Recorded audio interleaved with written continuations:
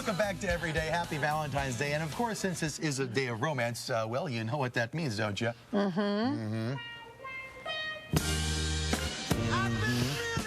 But for a lot of couples, that may not be happening tonight or anytime soon. Our next guest says some of our daily habits are preventing us from having as much sex as we should be having. Maggie Arana is one of the co-authors of Stop Calling Him Honey and Start Having Sex. She joins us live from Los Angeles today. Maggie, good morning.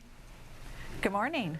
Well, tell us about the basis of the book. Is it really about calling him honey and sweetie and Pookie? Well, that's one of the bad habits in the book. We kind of call it the sort of the gateway bad habit. When you never call your spouse by their name and you only use pet names, you're taking away their gender and you're also taking away their individuality. It's very subtle, but words are powerful, especially when they're repeated day after day, year after year.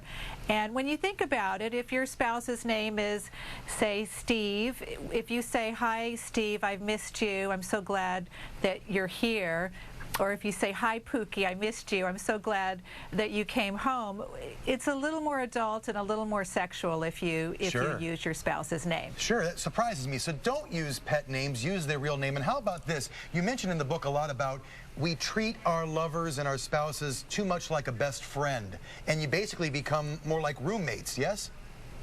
Yes, we call it the roommate syndrome, and I have a personal experience with this. I was in a 20-year marriage, and during the second half of it, we were roommates. We still loved each other, we respected each other, we were best friends, we spent all our time together, but we had lost that sexual chemistry that we had in the beginning, and we didn't know how to get it back. And I read a lot of advice books at the time, you know, the common advice of buy new lingerie or going on a date night, and those things don't work. They just make you feel awkward, and that's why our book is so different, because what we found in our research after talking to couples for many years is that you need to take away some of the bad habits that you never would have done in the beginning of your relationship. Sure. And you have to sort of clean house, so to speak, and then your sexuality can come back naturally and permanently. Quickly, Maggie, we're short on time. What are some of those habits? Can you list them down for us? What are the habits we should stop doing?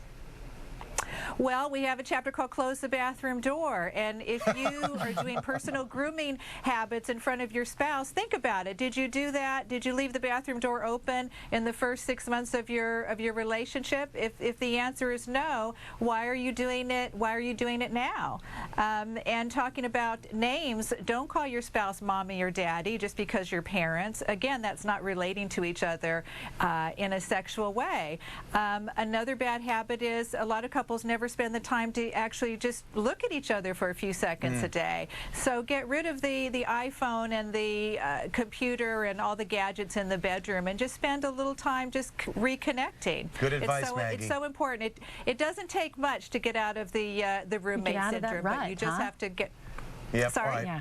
You just need to get out of those ruts. Maggie, thanks so much for your time. We appreciate it on this Valentine's Day. Hope a lot of good advice in that book. It's called Stop Calling Him Honey and Start Having Sex. Change those daily habits and improve your life. You know, I got to admit,